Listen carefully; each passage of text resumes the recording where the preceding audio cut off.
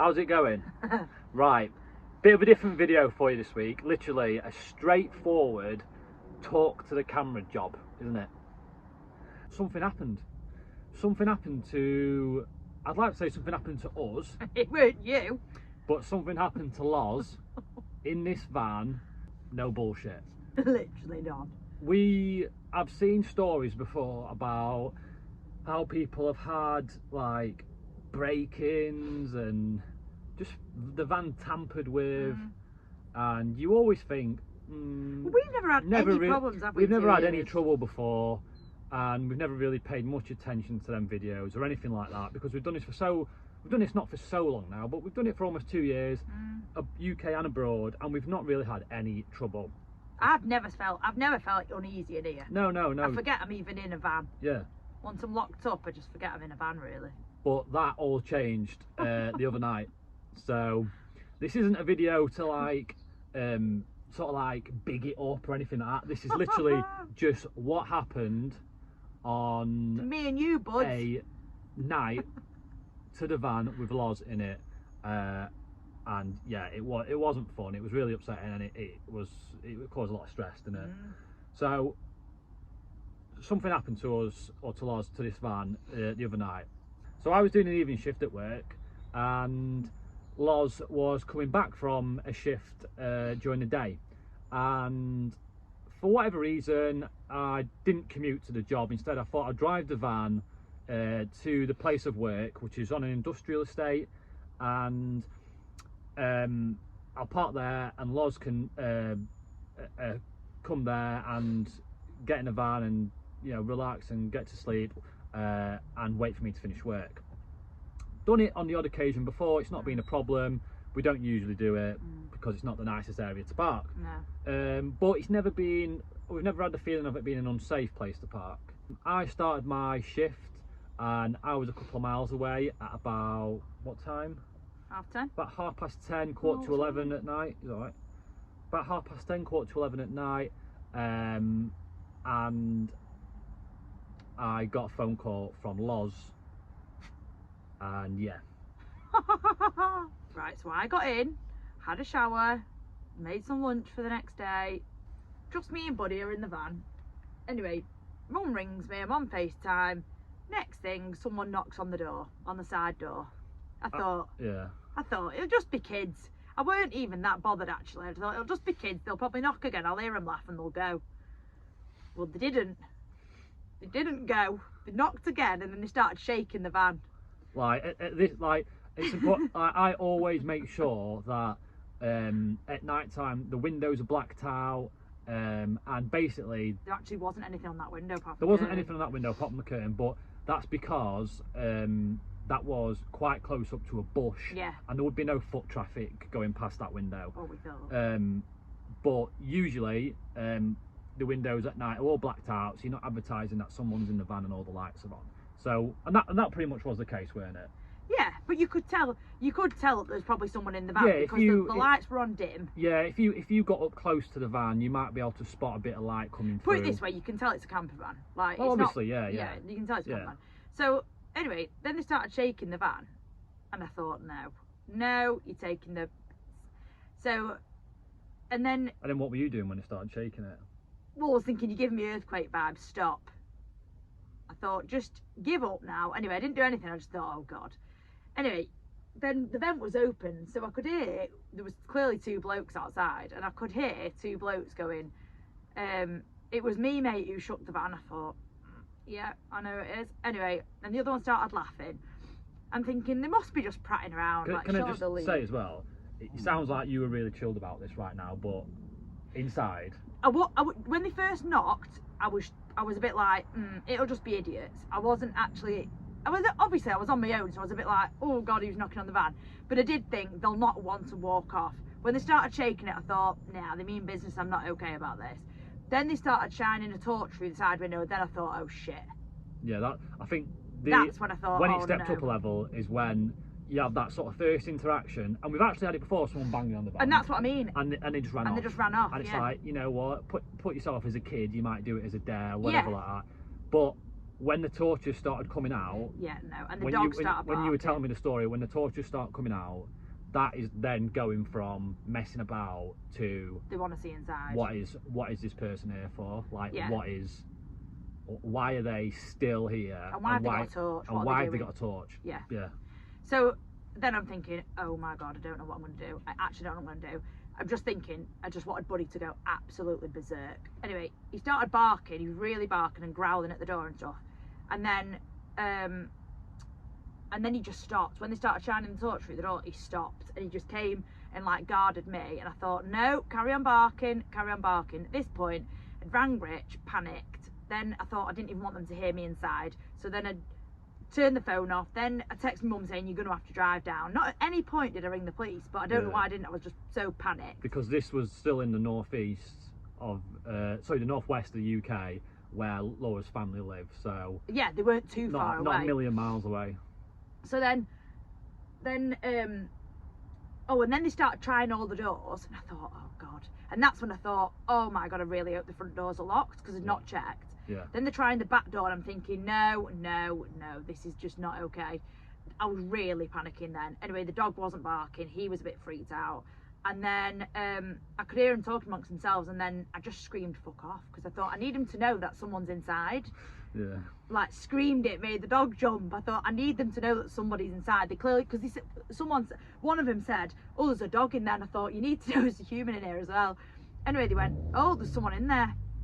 Someone in there. I said, yeah, there is. Anyway, then they're going, is this your van?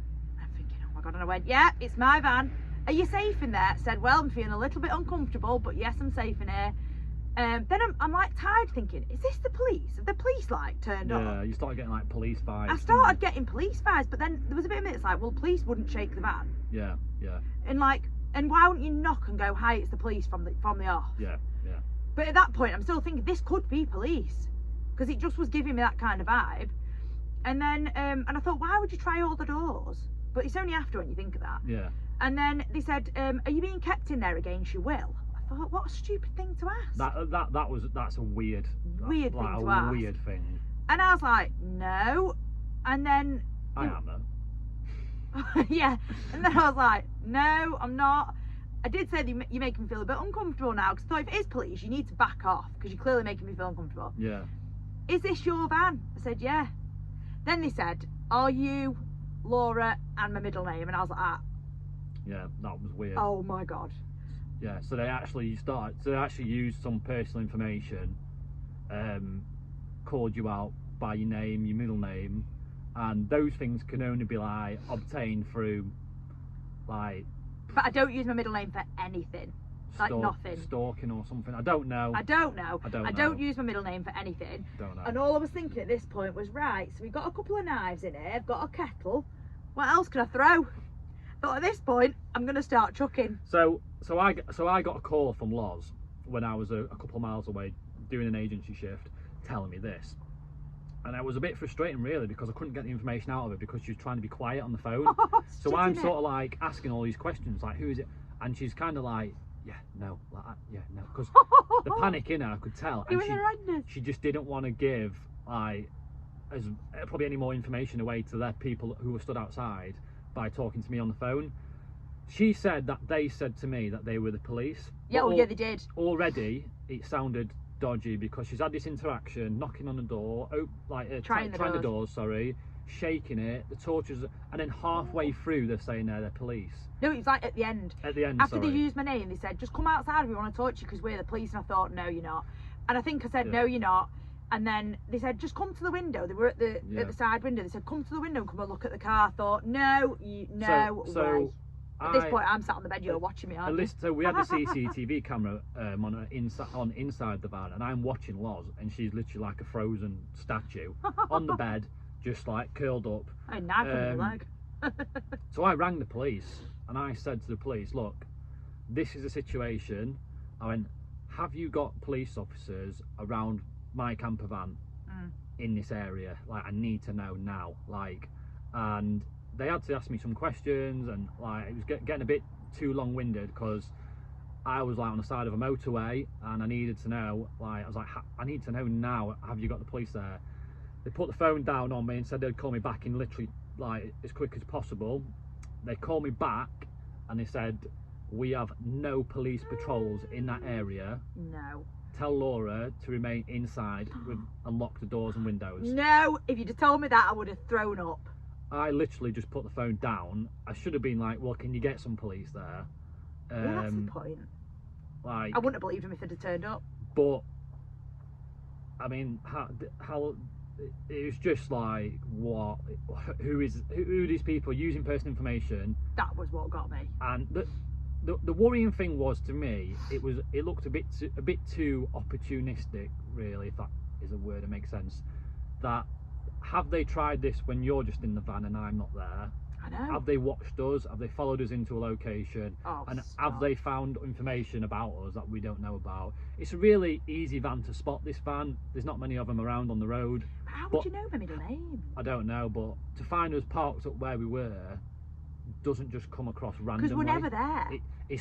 There's not random traffic on that road. We're never there. You only go to you only go to that road, that area, if you work there. Yeah. And we know nobody in that area who works there. People who I work with, we're not on talking terms. No, they don't know me. And don't forget, this was in the evening. Like, this wasn't in the day. Just by chance, someone's caught wind that we live in a van and thought they'd knock on and say hello. To be there at that time of night, in that area, for me, has got a bit more purpose to it than just someone having a laugh. The thing is, I think, if they hadn't used my name, I'd have thought, have they been watching us for a couple of days? Have they thought, oh yeah, they're parking up, he seems to go out at this time. But we don't share where we park, like, really. No, but what I'm saying is, we had parked there for what, 3 nights? Oh yeah, on and off. So so they might have thought, right, this is because the routine is the same when we park there. We've only done it when we're both on shift. Yeah. And where it's been, because we wouldn't hang around there. No. So we've only done it when we're both on shift. So. And there are other wagons that park up around there. There's the odd camper van as well around there. No, but my point is, there was a bit of me that's like, have you just watched? Have you just watched us for a few days and thought, right, here's our chance. I'll try my luck. Yeah. He's gone out. Yeah. But the fact of the matter is, you knew my name. Yeah, that's it. I'm not over it. And we checked all our socials. We've spoken to people that we know. We've put the word about, and no one's come forward, and no one said, "Oh yeah, we were having a laugh the other night." But you wouldn't do that. There's too much to it. None of our friends would do something to the intensity of that. No, you wouldn't. It's just got dodginess written all over it. Anyway, how did they leave? Well, they said, we're police. Can you come to the window? I said, no, absolutely not. I think I might have said F off again.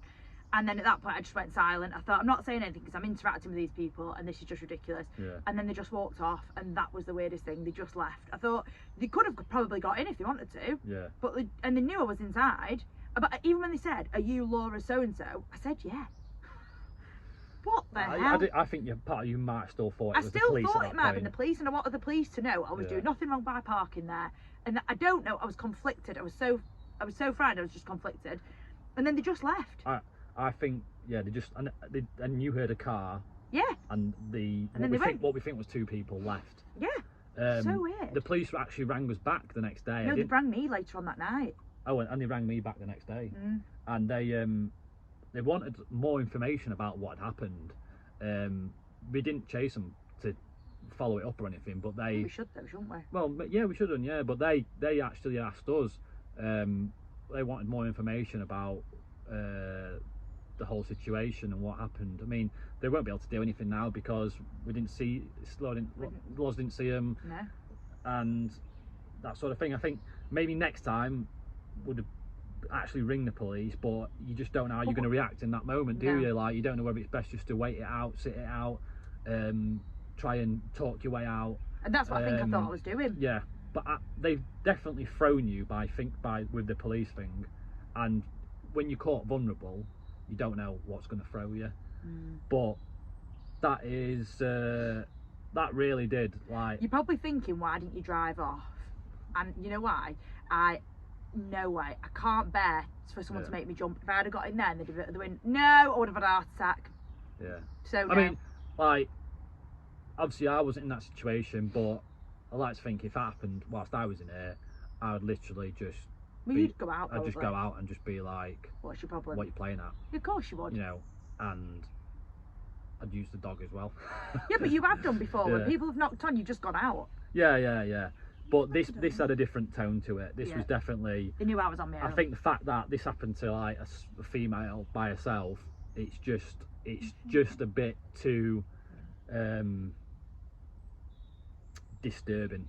It's really disturbing the fact they knew my name. I'm sorry. And it really put a cautious vibe on social media for us. Like, we've double checked our location settings and they're all fine and stuff like that, but we also don't give away locations when we're in them, because that's a silly thing to do anyway, unless you for a specific reason. He's all right, but it was I not think nice, was it, maybe? if this happens to anyone else out there, I think the biggest thing you've got to do is highlight it, isn't it?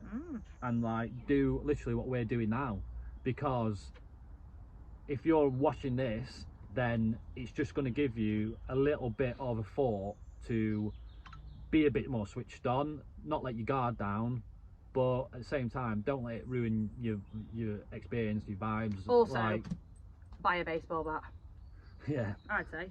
well, we've got plenty of like objects, We have, yeah, but if it should never ever come to that. well, no. But it's just keep your wits about you video, isn't it? It is a bit, because we Keep your wits about you. And like I said, we're not trying to exaggerate anything. We're not making this just for the sake of making it. It's just something that genuinely happened. Because we definitely and genuinely worried us, didn't it? Yeah. And the thing is, I'd have never thought it, and now I'd be a bit more careful of when I'm getting in the van at night or whatever. Yeah. It shouldn't yeah, have to be. Yeah. It shouldn't have to be at all. But you get this sort of stuff even if you live in a house. Don't forget, don't you? Yeah. It doesn't matter where you live. You still got to always have your wits about you. Yeah, of course you do. Yeah. And just think about things. But yeah, van life continues. But the final thing I'd like to say to close this video would be, if whoever it was is watching this video, I will find you. And we will kill you. Yeah. You Right. dicks. See you later.